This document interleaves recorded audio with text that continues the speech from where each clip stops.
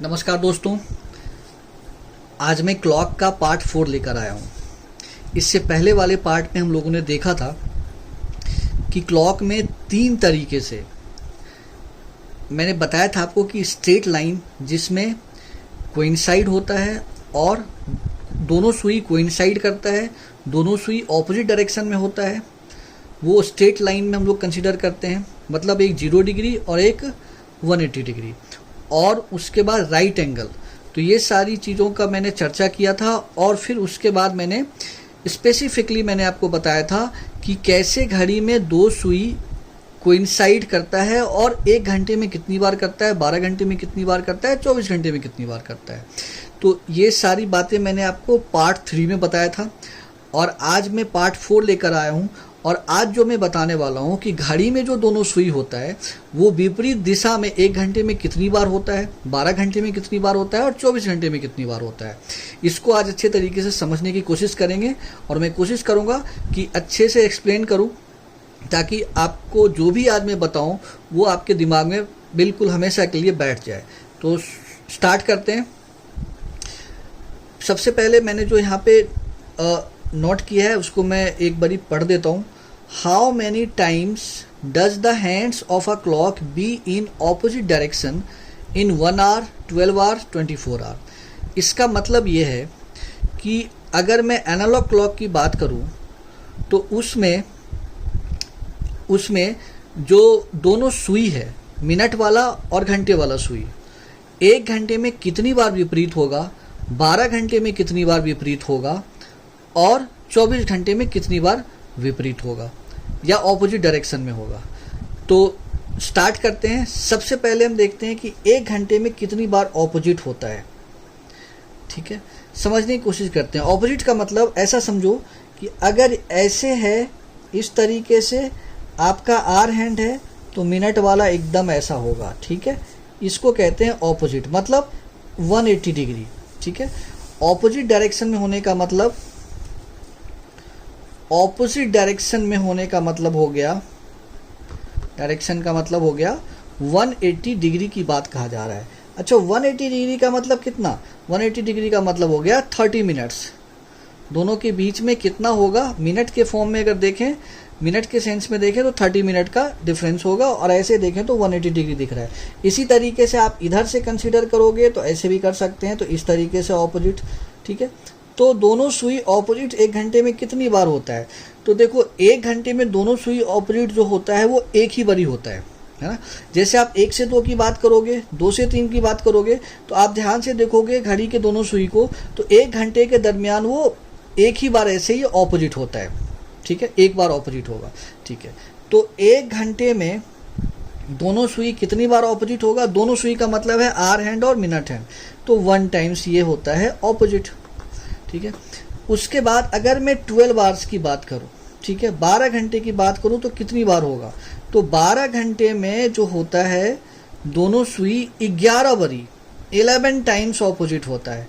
अब आपका क्वेश्चन होगा कि 11 टाइम्स कैसे होगा ऑपोजिट, क्योंकि 1 घंटे में 1 बारी हो रहा है तो 12 घंटे में 12 बारी होना चाहिए, लेकिन 11 बारी ही कैसे हो रहा है?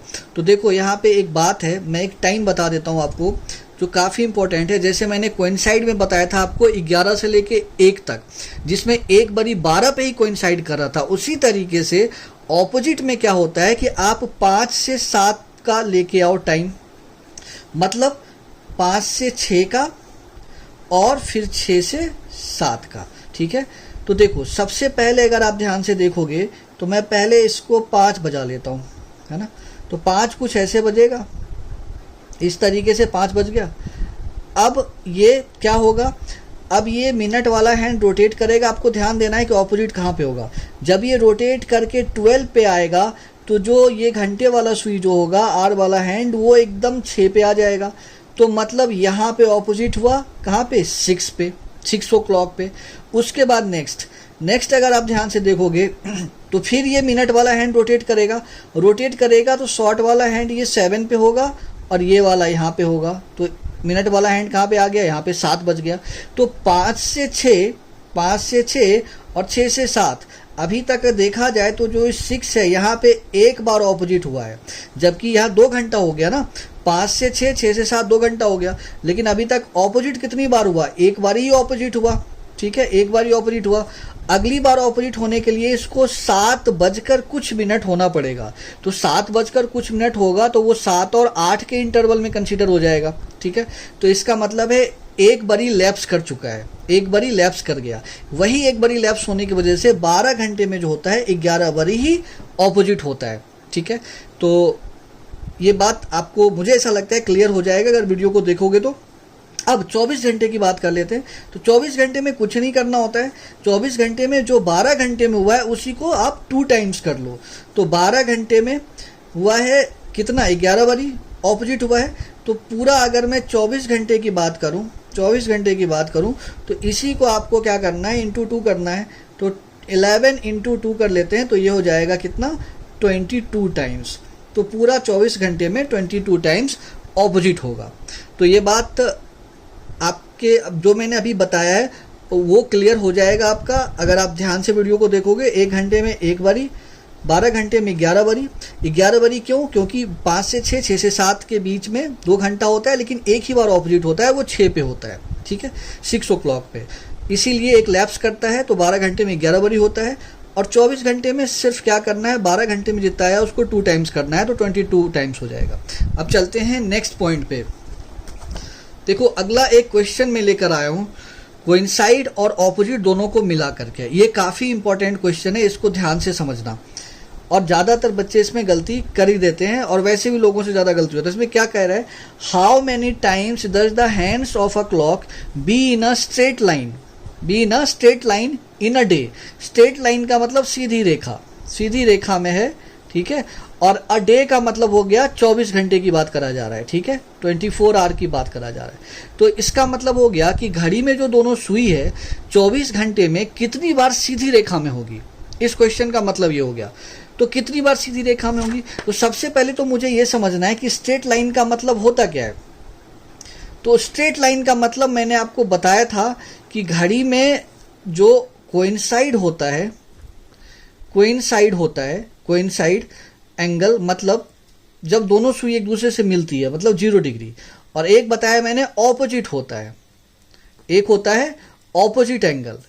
ऑपोजिट एंगल का मतलब जब दोनों सुई एक दूसरे के विपरीत दिशा में हो, मतलब 180 डिग्री। तो स्ट्रेट लाइन में दोनों ही कंसीडर होता है, दोनों ही।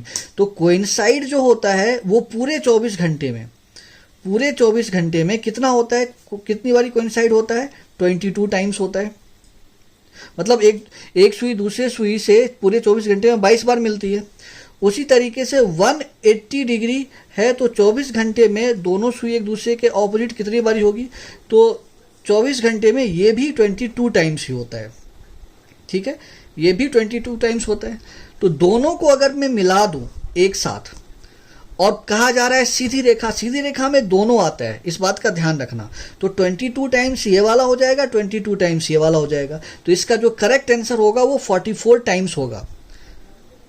तो मैं ऐसा उम्मीद करता हूं कि आज जो भी मैंने आपको बताया वो आपको समझ में आएगा। वीडियो को ध्यान से देखना। मिलते हैं नेक्स्ट वीडियो में। धन्यवाद।